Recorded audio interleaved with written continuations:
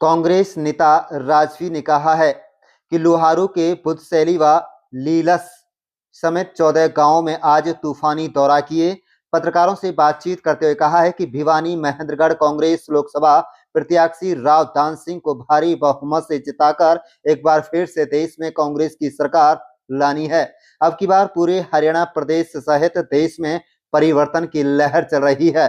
लोग अब की बार परिवर्तन चाहते हैं। लोग भाजपा सरकार से परेशान हो चले हैं क्योंकि भाजपा सरकार ने पिछले 10 साल में देश के विकास में कोई भी कार्य नहीं किया है। अब लोग कांग्रेस की तरफ रुख कर रहे हैं। कांग्रेस का कुनबा लगातार बढ़ रहा है। उन्होंने कहा है कि पूरे लोकसभा चुनाव में बेरोजगारी मुख्य समस्या है। बेरोजगारी को दूर करने के लिए ठोस नीति बनाने की जरूरत है। देश में व्याप्त स्तर पर उद्योग लगाने की जरूरत है जिसमें युवाओं को रोजगार उपलब्ध कराए जाएंगे। अगर क्षेत्र की जनता ने उन्हें आशीर्वाद दिया तो राव दान सिंह सांसद बनकर इस समस्या को जड़ से दूर कर देंगे। भिवानी महेंद्रगढ़ में उद्योग लगाए जाएंगे। पत्रकारों से बातचीत करते हुए कांग्रेस नेता राजवी ने कहा है कि आज जनता फैमिली को लेकर चक्कर काट रही है तो व्यापारी वर्ग अनेक प्रकार के टैक्स लगाए हुए हैं। भिवानी महेंद्रगढ़ लोकसभा क्षेत्र में पीने के पानी की समस्या की बड़ी किल्लत है और साथ ही साथ खेती की सिंचाई के लिए पानी की समस्या भी मुख्य समस्या है। पानी की समस्या को दूर करने के साथ साथ इसके अलावा किसानों के लिए कोई ठोस नीति बनाने की जरूरत है। कांग्रेस की सरकार बनने पर इन समस्याओं को दूर किया जाएगा। आप देख रहे हैं महेंद्रगढ़ ब्यूरो रिपोर्ट। जी क्या कहेंगे, जो परसों के कार्यक्रम की हम बात कर लें, वैसे आप गांव-गांव जा रहे हो, किस तरह का समर्थन आपको मिल रहा है? आज हम हमारे लोकसभा के किसी भी क्षेत्र में, बारडा में चले जाओ, आप कुसाम में चले जाओ या भिवानी में चले जाओ, हर गांव में जाने का मौका मिलता है। और गांव में अगर 100 आदमी बैठे हैं तो 90% लोग आज ये जो इलेक्शन है ये बीजेपी और कांग्रेस का नाम मान करके लोगों ने अपना इलेक्शन मान लिया और सिर्फ और एक ही बात आवाज़ आती है कि भी बीजेपी को जो हराएगा उसको वोट देने की बात आती है, चाहे वो किसान है, चाहे कोई व्यापारी है या चाहे कर्मचारी है। पिछले 10 साल से लगातार आप देख रहे हो हर वर्ग दुखी है। नौजवान साथियों के लिए इन लोगों ने करोड़ों करोड़ों नौकरी देने की बात की थी, वो परेशान हैं। हमारे व्यापारियों की बात करें, आज वो कितने परेशान हैं। मंडियों में उठान नहीं हो रहा, पेमेंट किसानों की समय पर नहीं आ रही।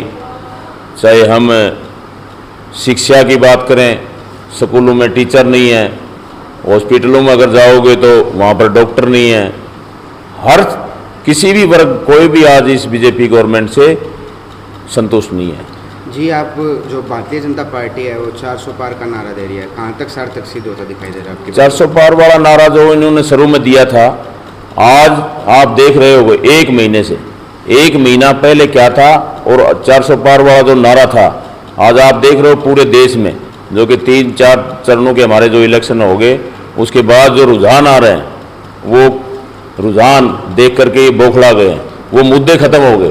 जो मुद्दे इनके थे, हम महंगाई कम करेंगे, बेरोजगारी को मिटाएंगे, हम शिक्षा को बढ़ावा देंगे, वो मुद्दे ही नहीं रहे।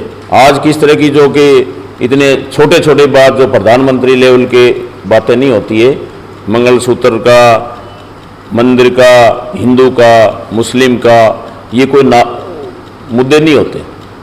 प्रत्या जी, जिस प्रकार भारतीय जनता पार्टी ने जो 2 करोड़ रोजगार देने का हर साल वादा किया था, उस प्रकार आप जनता के बीच में आपकी पार्टी क्या रोजगार को लेकर दावा कर रही है युवाओं के बीच? अभी परसों जो हमारी मीटिंग थी, आदरणीय हुड्डा साहब जो भिवानी मीटिंग में आए थे, उन्होंने बिल्कुल एक सरकारी आंकड़े के हिसाब से बताया था कि 2 लाख नौकरी तो हमारे हरियाणा प्रदेश के खाली पद है।